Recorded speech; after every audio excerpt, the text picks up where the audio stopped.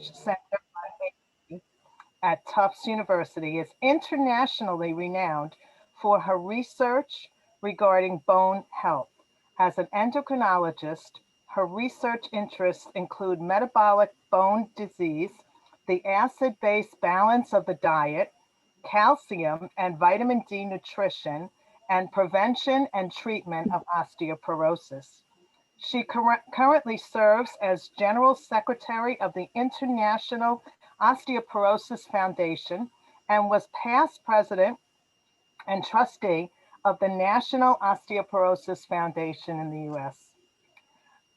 Dr. Dawson-Hughes has authored more than 450 peer-reviewed journal articles, book chapters, and reviews. Recently, she and her collaborators discovered that an alkaline diet is associated with greater lean tissue mass in older adults. The team also identified that low vitamin D levels in the body are associated with impaired cognitive function and that the absorption of vitamin D supplements is enhanced when taken with a meal. Dr. Dawson-Hughes' current projects include researching the impact of supplemental vitamin D on vitamin D levels in the blood, as well as bone material strength in people with normal blood sugar and elevated blood sugar. She is a professor of medicine at Tufts University School of Medicine and the founding director of the Center for the Advancement of Science in Space, CASIS, that develops and oversees research on the International Space Station. I am honored to introduce Dr. Bess Dawson-Hughes. Thank you. You're very welcome.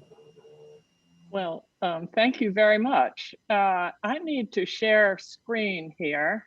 Let's see if we can pull that off.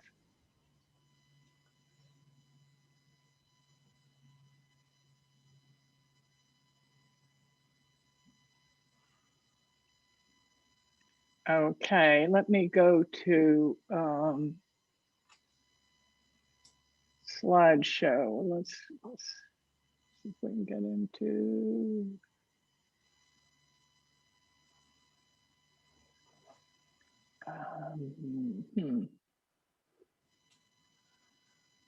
Can you see this screen? Can you see the slide? Here, slideshow right here.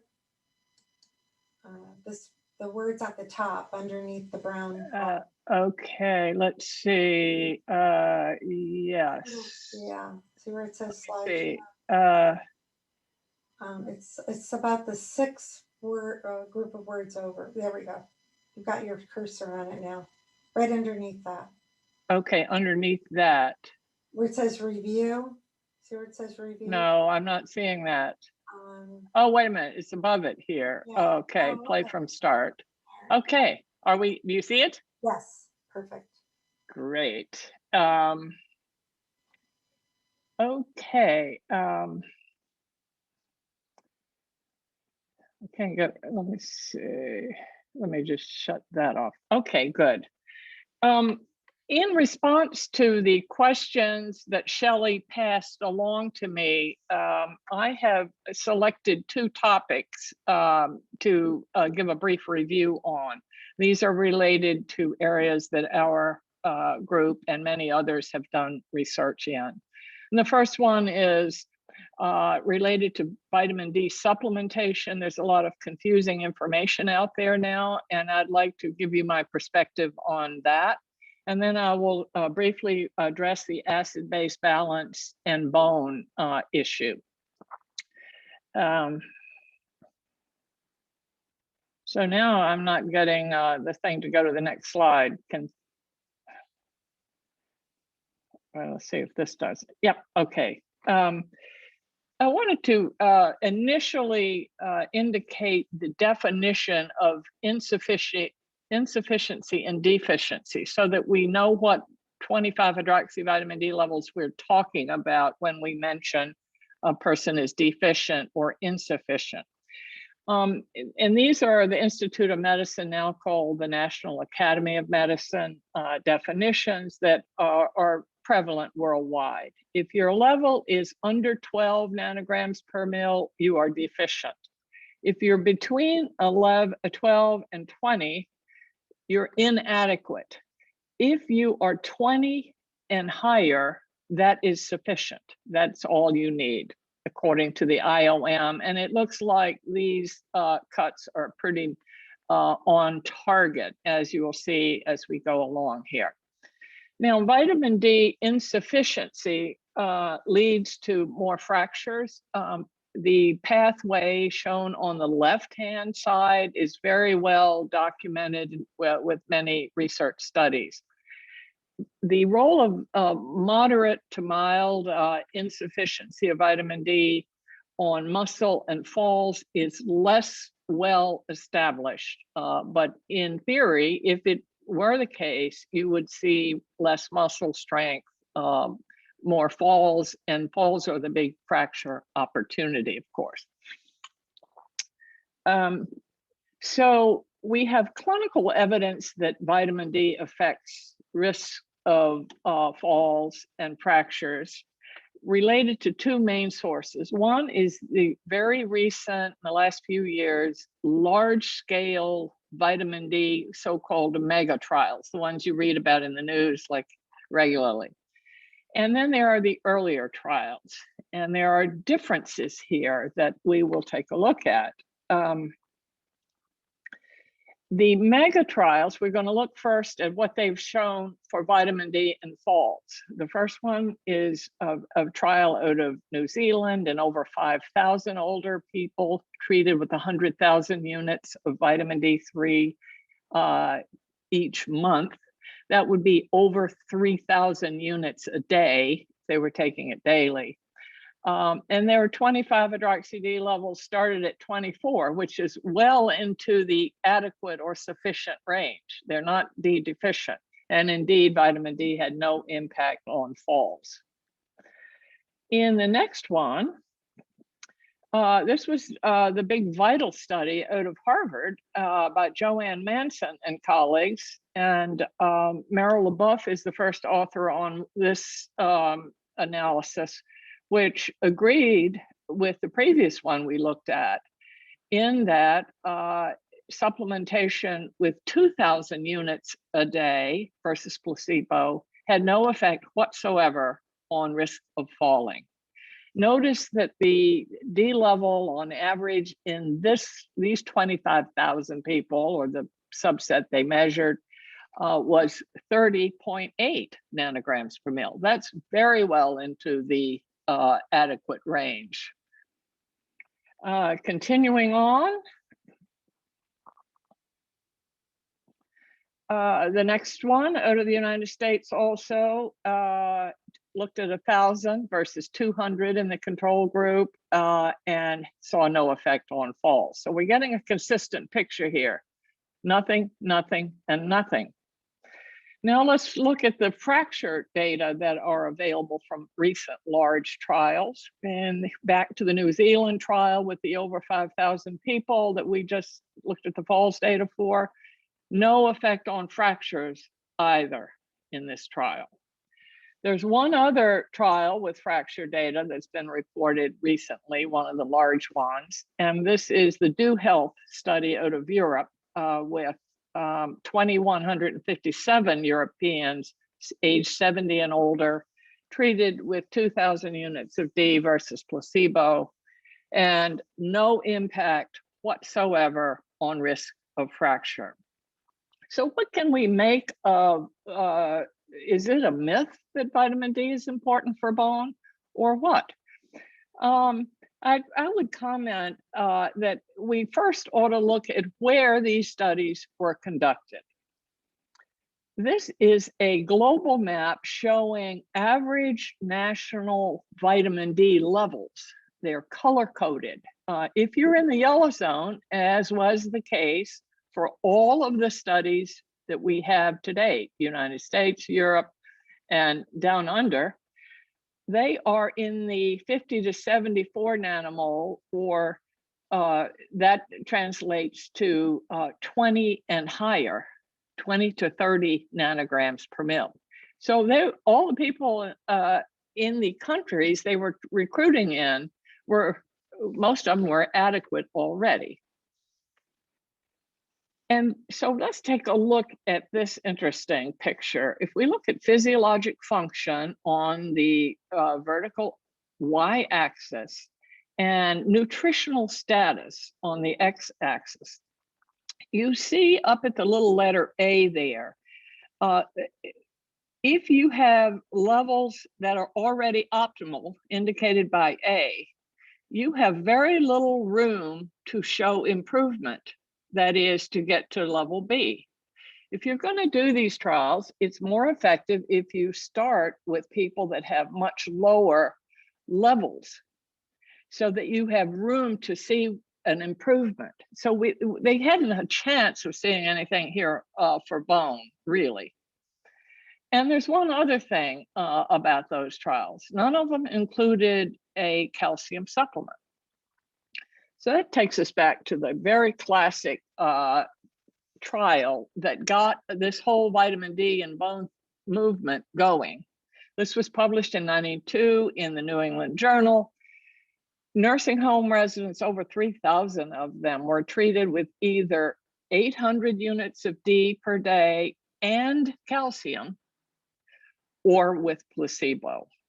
And you see the very significant, almost 30% risk reduction for hip fracture in the calcium and D group compared to placebo, shown on the left, and a similar profile for all the other fractures, all fractures except the vertebral fractures.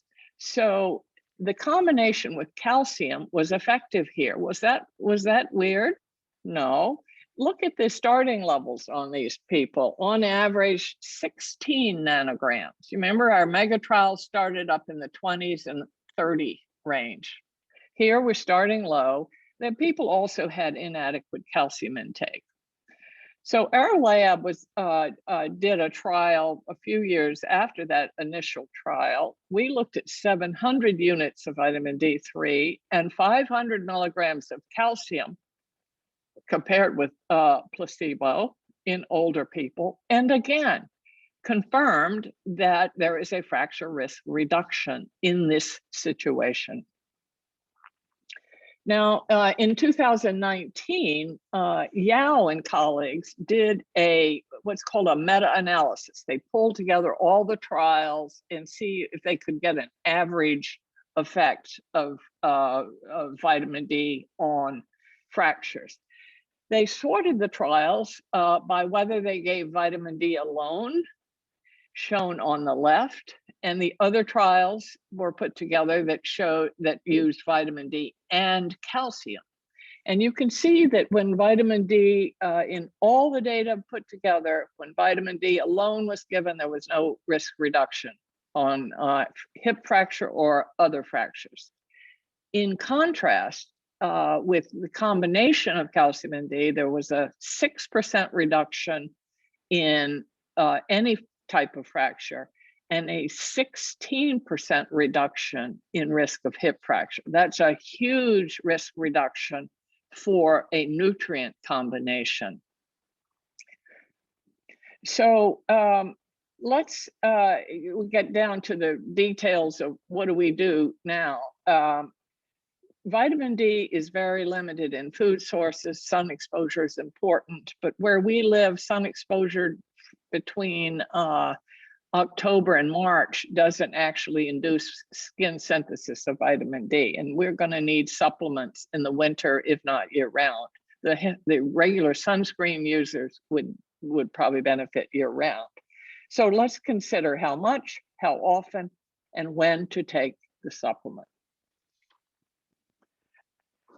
If we go back to the meta-analysis that I just summarized by Yao, and we look at the group of studies that included calcium and vitamin D and saw that 16% reduction in hip fracture, the question answered in the green box here is, how much calcium were they giving in these trials? And every one of them was giving 800 units a day, except one, that was the Women's Health Initiative, who gave 400. To me, this is very compelling evidence that 800 units of vitamin D is the number, is best supported by the current evidence. Now, dose frequency, can you take a bigger dose less often, becomes the question. And this very carefully done study administered the same total amount of D, but in different dosing schedules, so to speak, giving daily, weekly, and monthly. As you get into the weekly, and particularly in the monthly dosing, you see all those circles and stars and whatnot up above the boxes. Those are the illustration that you get a lot of variability in the level achieved, and that in some people it can go quite high, whereas in others it doesn't. Not reliable in terms of predicting a specific level in an individual. So it looks like daily from this and many other evidences, I'm just giving you examples here, daily and weekly are preferred over monthly, and I think daily is preferred over weekly. The one thing that has come to attention related to high infrequent doses of vitamin D is the potential for harm. Two examples of this, the most striking examples. One in which 60,000 units of D3 was given each month. That would amount to about 2,000 units a day had you been giving it daily. That dose, given monthly, resulted in increased falls in elderly people. The other study had a very clever idea, I thought. They thought, well, this stuff is stored in fat tissue. We'll just give a big annual dose when elders come in for their flu shot. We'll give them their year's worth of vitamin D and be done with it. No more pills, no more messing around. And we can know they got it, 100% compliance. So they did this, and they found the horrifying observation that there were significantly more falls and more fractures in the group that got the vitamin D compared with placebo. Now, we don't know whether it's the dose size or the dose frequency or that combination, but the warning signs are here. Avoid high infrequent doses and probably avoid high doses, because as we've recently seen, they don't do much for you. Last thing on vitamin D, if you, it's a fat soluble vitamin, and it occurred to us that absorption might depend to some degree on whether there's fat in the meal, because the D gets caught up in what are called micelles that migrate to the gut surface and are necessary for absorption. We found that you get 30% higher absorption of vitamin D if you take it with a meal containing some fat versus a meal with no fat. Previous work, we'd shown that a meal with no fat and fasting on no meal are both impair absorption. So basically, take it with your breakfast, lunch, or dinner. I would say very few meals have no fat in them in the US diet. So in conclusion on vitamin D, the supplementation in those with who are insufficient with levels less than 20 nanograms per mil is very important for bone. The benefit is amplified by taking a calcium supplement or having an adequate calcium in your diet. And these recent mega trials that showed no effect really don't alter the importance of meeting the vitamin D and calcium requirements. They didn't actually address that issue. So for me, 800 units a day taken with a meal containing some fat, add a calcium supplement if you're not meeting the requirement by food sources. Many people do. Average calcium intake in the US in adults in this age range is around 900 milligrams. So over half the population is close enough to the requirement to not benefit or not need a supplement. Okay, I'm going to move on and make a few comments now about the acid-base area, which we have had an interest in, I would say, for over 10 years now. Time flies. The idea here is that as we get older, our bodies retain acid, and this acid, excess acid, contributes to bone loss. That's the concept, the hypothesis, so to speak. Now, why do older people have too much acid on board? There's two things that contribute. One is that our renal function, our kidney function, declines as we age, declines by 50% between ages of 20 and 80. And the rate of decline actually goes up as we age. The kidney, when impaired, even to this degree, has trouble excreting the acid. In young people, it can excrete an awful lot of acid, but less so in older people. The other piece is the nature of the American diet. The protein and cereal grains, all the grains, rice, wheat, all of the grains, contain sulfur. Sulfur, when metabolized in our bodies, becomes sulfuric acid.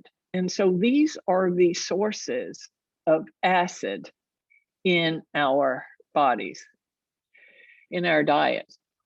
The low content of fruit and vegetables is also a problem, because fruits and vegetables are metabolized, broken down in the body to bicarbonate, which is alkaline. So when the diet gets out of balance, so that you have too much cereal grain and or protein and not enough fruit and vegetables, you are every day essentially adding acid to the system. And the kidney can't get rid of it as well as it used to. And so what happens is you retain acid. And let's see here, this thing is working part of the time. We recruited 171 healthy older people who answered our ads in the Boston area. And we measured something called net acid excretion. So 24-hour urine measure that is the gold standard for assessing whether or not you are retaining acid. Values that are positive to the right of that dotted line indicate that that the body is secreting acid as hard as it can. It's trying to get rid of the acid retention.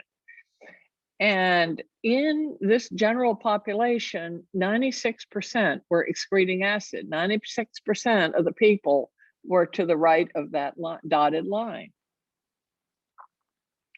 Now, what foods in our diets are the culprits and who are the good guys and so forth? There are neither culprits nor good guys. It is the balance that I'm talking about. So the positive values are those food items that add acid to our system. The most positive of all that I could find is Parmesan cheese, with a very big acid load on a per gram basis.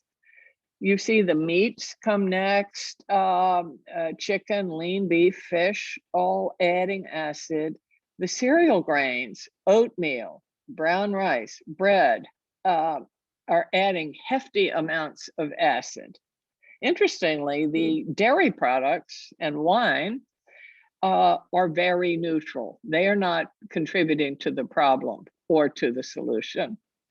Looking now at on the right-hand side, I have picked out a few fruits to illustrate that they are negative. In other words, they are moving people into more alkaline territory.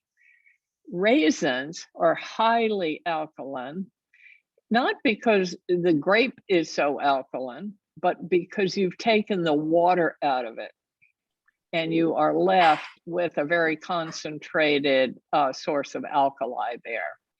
I have a few vegetables, including spinach. You can almost taste the alkali or get the sense of it when you're eating spinach. It sort of sticks in your mouth and to your teeth in a funny way. That's the alkali. Now, in the US, on average, cereal grain intake is twice the recommended level by the Dietary Guidelines. It's twice as much as we should be eating. US protein intakes are on average about what is recommended. Fruit and vegetable intake is half of what is recommended. So you can see how we are getting these acid loads. It's through the excess grains. And by the way, the excess grains are also contributing to our weight gain over time and to our obesity problems.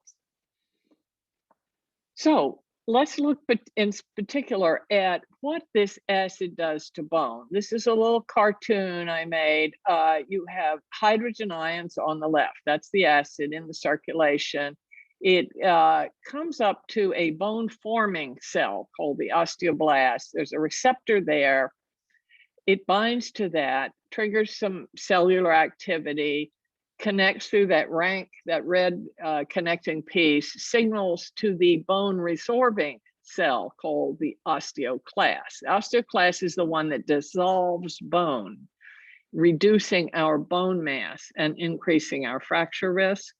So what does it do to the osteoclast? It causes more osteoclasts to be born or to be recruited, and it increases the activation of all of these bone resorbing cells. The net effect shown in red at the bottom is that we resorb more bone. Now, why would this system exist? Interestingly, bone is the big alkali reservoir in our bodies. So this is the body's way of trying to maintain its acid-base balance, its pH, and it'll do so by any means available. And what's available here is to resorb bone. And in the osteoporosis world, that's not good. So if we can get rid of the acid retention, we should be able to improve bone, reduce bone resorption, improve bone mass. And here are the results of that first trial where in the 171 people we just looked at. They started with a net acid that was pretty positive. It's 35. That's enough to cost you some bone. And we look at change in calcium in the bicarbonate versus no bicarbonate groups. You get significantly less calcium losses in the urine. Middle panel, much less bone resorption, that chewing away of bone to provide the alkali. You can turn that off in the middle panel, and you see the net acid excretion in the bottom panel went way down. So it went down to around neutral. Remember, they were 35 at the beginning, and they end up at with a change of 35 minus. So they end up around neutral. So this should be the dose that would get this group in the optimum pH. And in another lab, one in Europe, a very fine laboratory, they did a 2-year trial and showed that supplementation with a similar dose of alkali reduced bone loss from the spine and the femoral neck.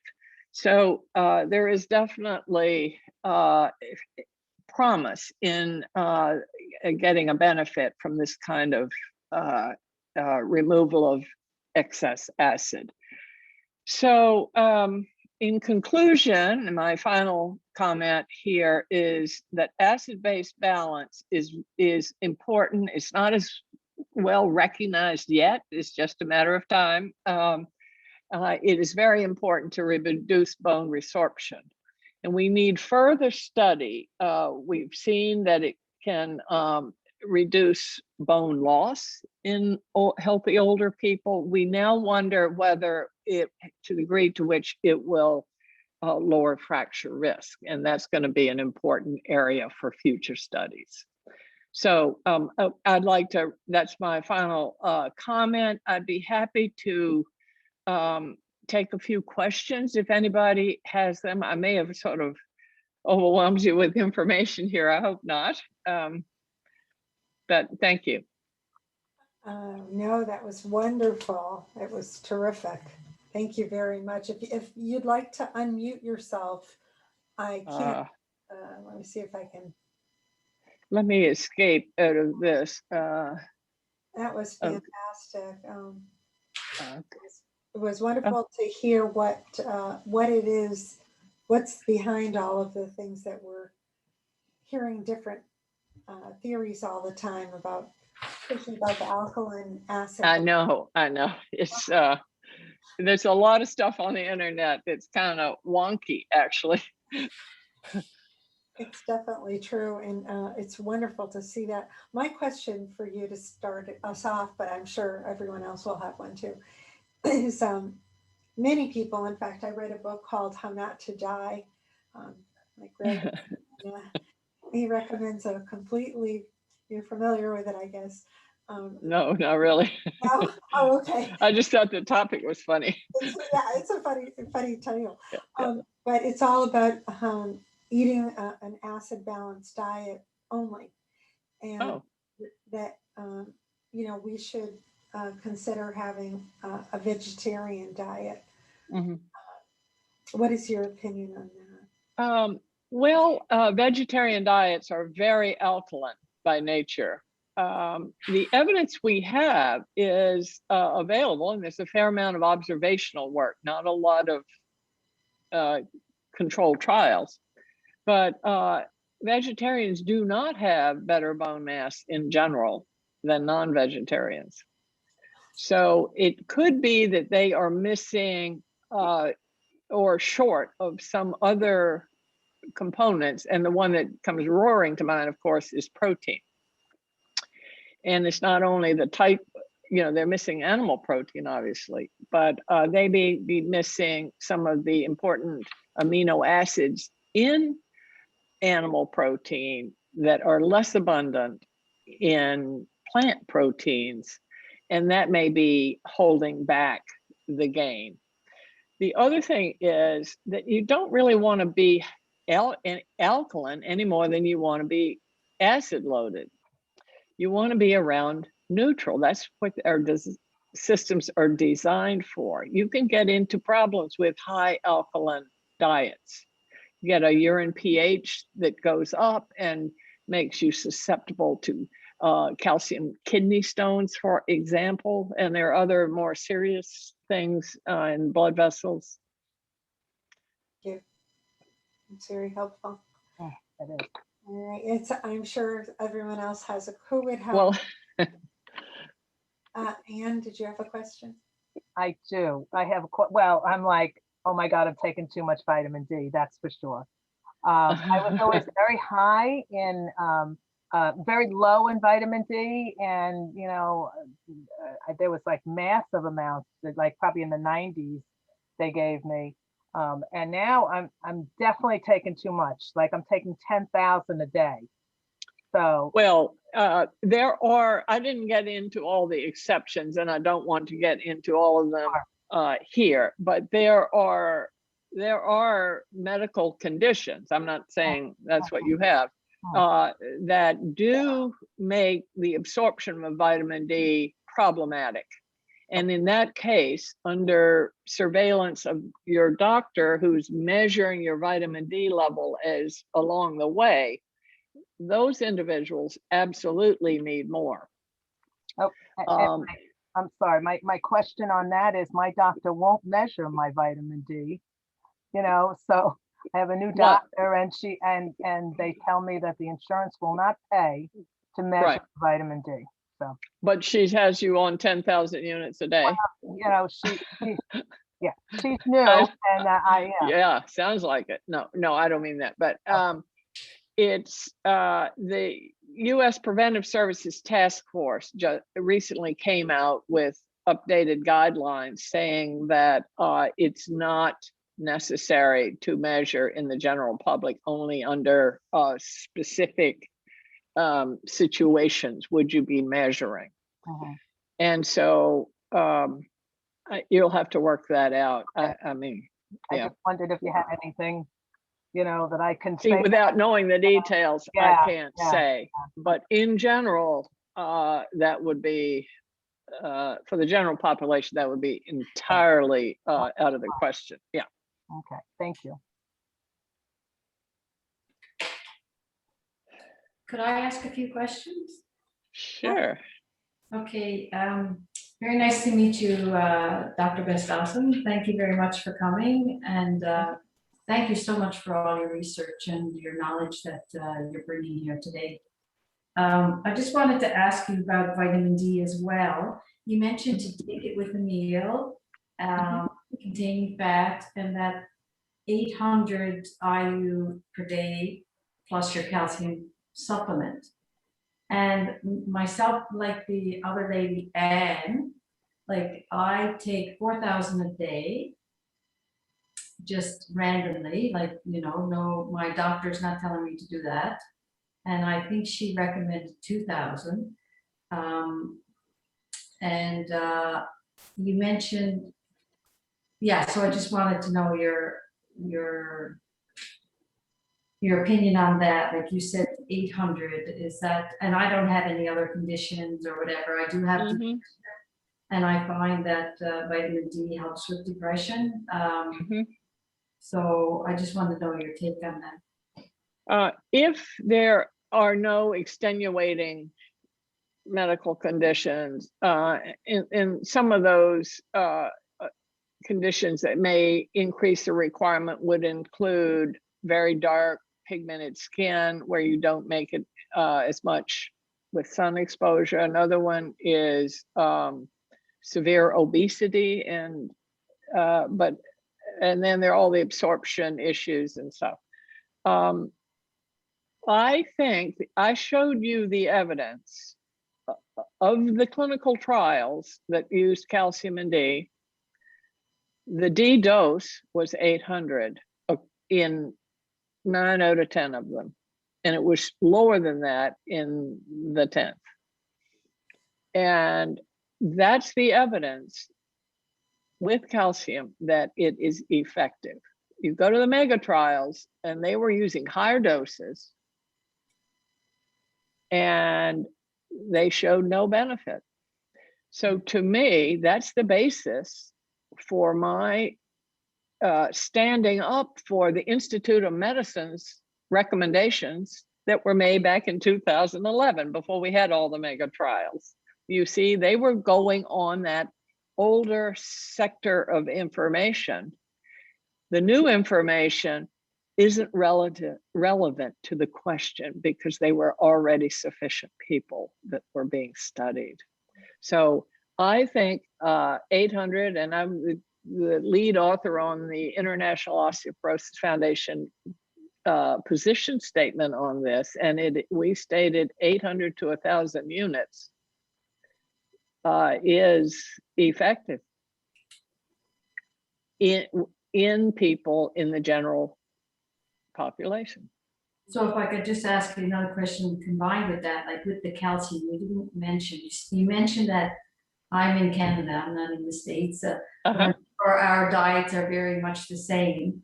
However, like I'm a very healthy eater, so I don't know if I fall under that, but I struggle with getting calcium in my diet, so I take a lot of calcium supplements.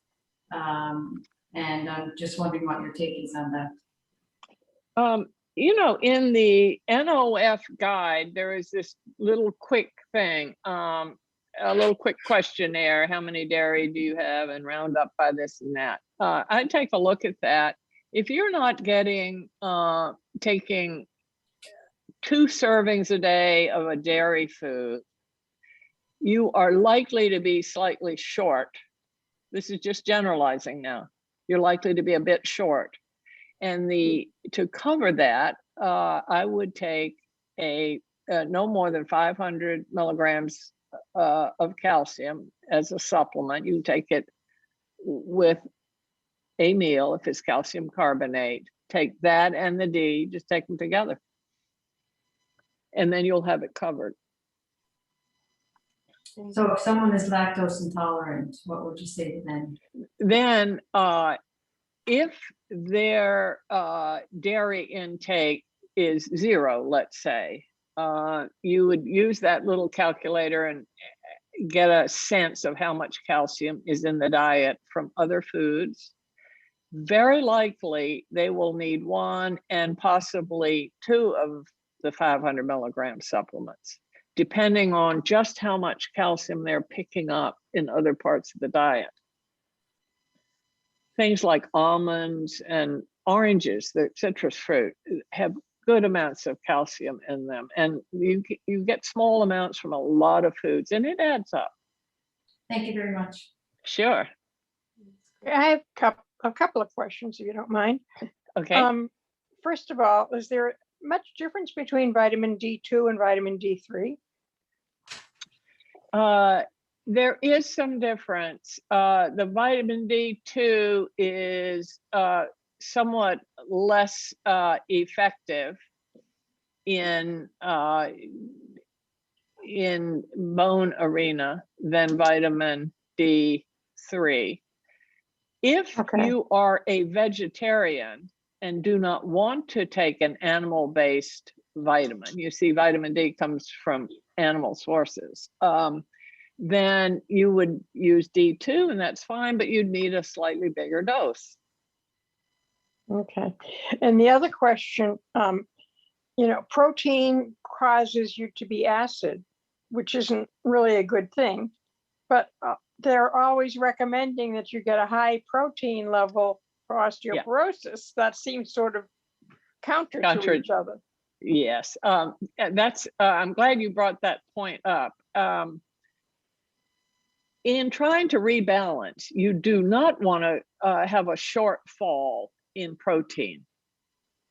You want to stay with the RDA for protein, and there's some evidence, although it's inconsistent, that going above the RDA a bit in older age is beneficial to bone. Now, so what's a person to do? It's adding acid, right? Cut back on the grain is the answer.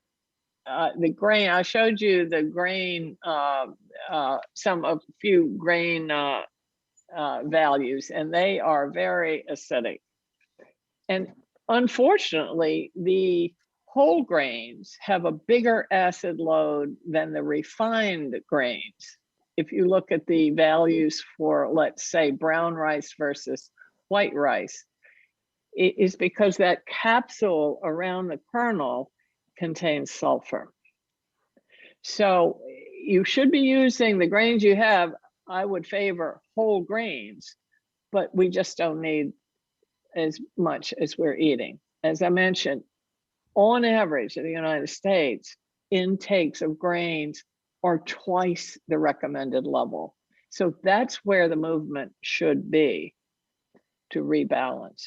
Increase fruit and vegetable, cut back on grain, and you can have a similar calorie load, but without the acid load.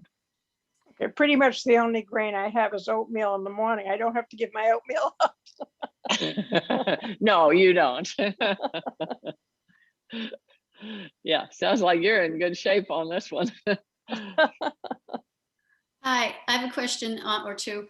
Is it important to take the calcium supplement with the vitamin D, or just as long as you get the recommended amount throughout the day? Just so you get it throughout the day. They don't have to be in the same pill or at the same meal. And also, I noticed that in one of the studies, the participants were getting, you said, you wrote, there was up there on your slide, an alkali supplement, but that's not something you're recommending, is it? Alkali supplements, that's how we test correcting acid-base balance. These are, we buy these capsules of potassium bicarbonate. And in those trials, let me give you an example of what, you're not going to want to buy this by the time I finish, so don't write it down.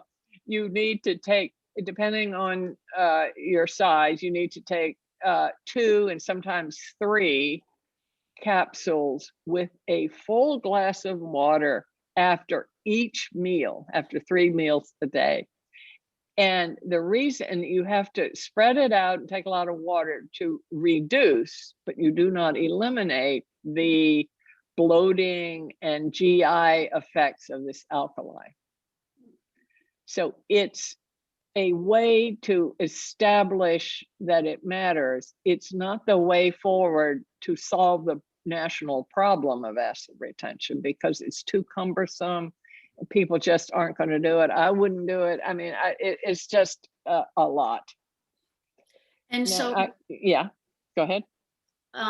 Do you recommend some sort of urine test to measure how much acid you are? Good question. You can buy these urine pH strips at the drugstore. I wouldn't write that down either because they're not very accurate.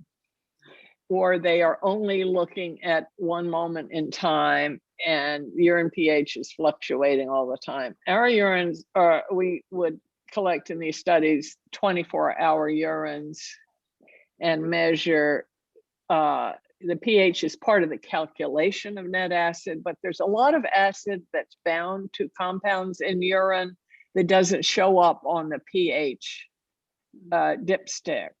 So you could be quite acidic in the urine actually, and it won't measure with the pH dipstick. So that is not an adequate way of telling where you stand. The better way is to take a good hard look at your diet and see if you're how far above 5 servings a day of fruits and vegetables. You should be above 5.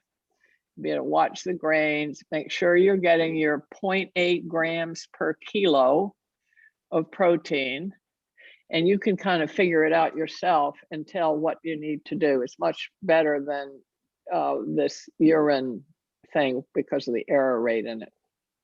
And then there's no blood test either that would. There is a blood test, and it's don't write it down either because it's not a venous. Don't go into a vein. You have to go into an artery, and you don't want that. Yeah, no, yeah. Thank you. Yeah, sure. I have a question. Okay. If someone's been diagnosed with osteopenia, should the vitamin D3 be increased from 800 international units?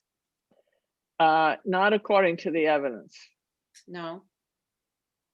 And you should make, yeah, you would want to know that you had that you would likely be adequate. If you can't get it measured, then if you don't have any of those conditions that would require measurement, then you can assume you're fine. Because my doctor, they diagnosed me with osteopenia and kind of went into a little panic mode and said, oh, you need to, you know, up the calcium. Now I'm lactose intolerant, but I really like the oat milk and certain yogurt. So I have that and I have no problems whatsoever with that. So even if you're lactose intolerant, hopefully the yogurts, I mean, they're very palatable, you know, they taste good. So that might be a suggestion for the woman that was lactose intolerant, is she's tried that. And then I know it's a fat soluble vitamin. So like basically I'm taking 1,000 international units, and then I noticed in the calcium 500 milligrams, there's another 400 international in there. So in essence, I'm taking 1,400. But what if, I know it's too much. It's not going to hurt you, I don't think, at that No, level. but you just don't need that much. Yeah. Right. But at what level will you see toxic side effects? because it's fat soluble? And is it usually like I know vitamin E is usually like itchiness and all. What will you usually see with toxic?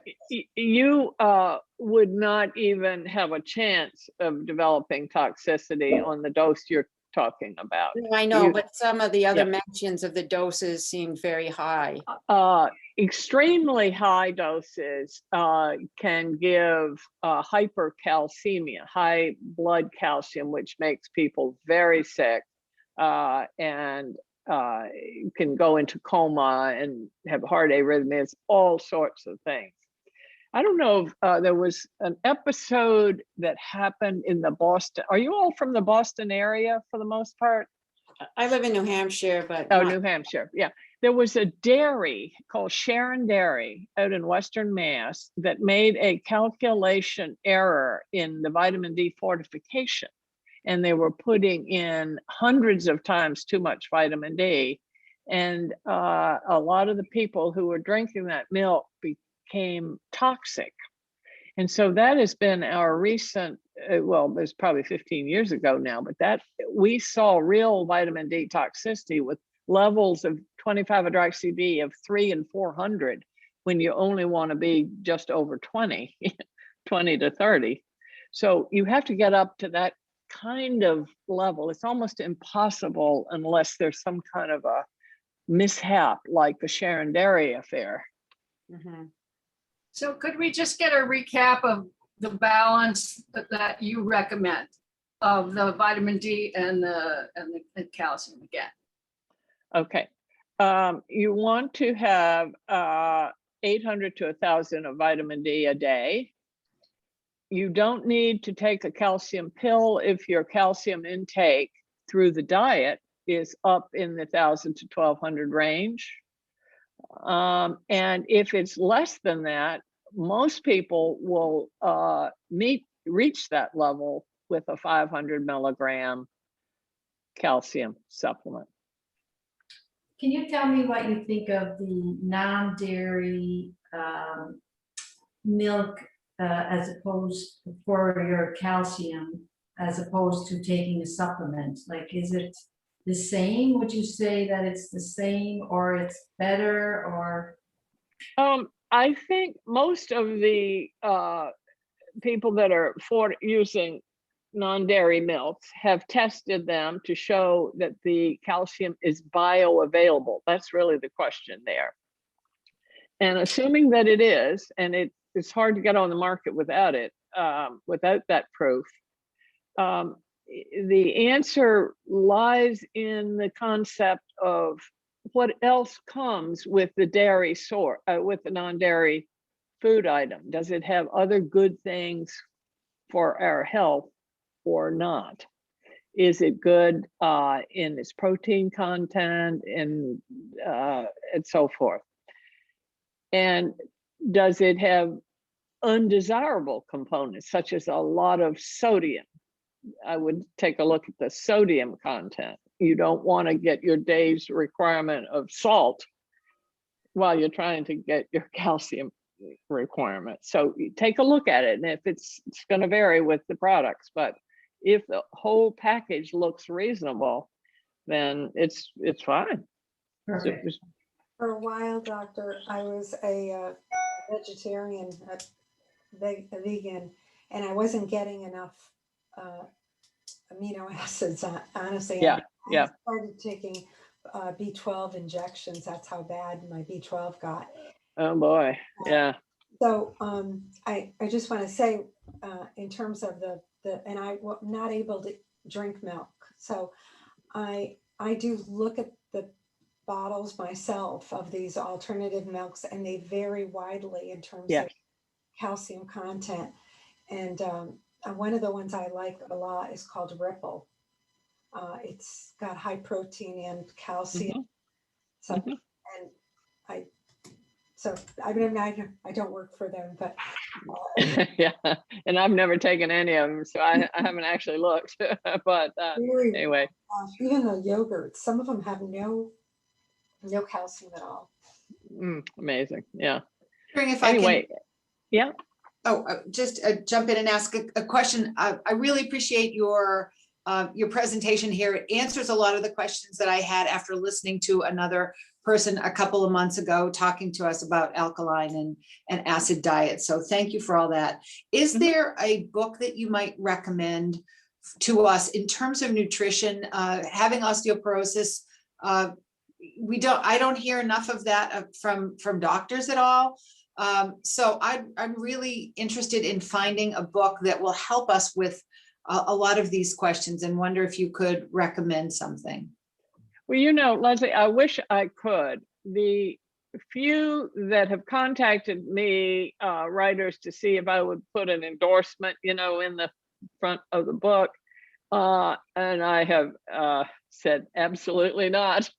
You know, there's so much fringe stuff out there. I don't know of one that is really balanced, shall we say, in the view, and not sort of fringy.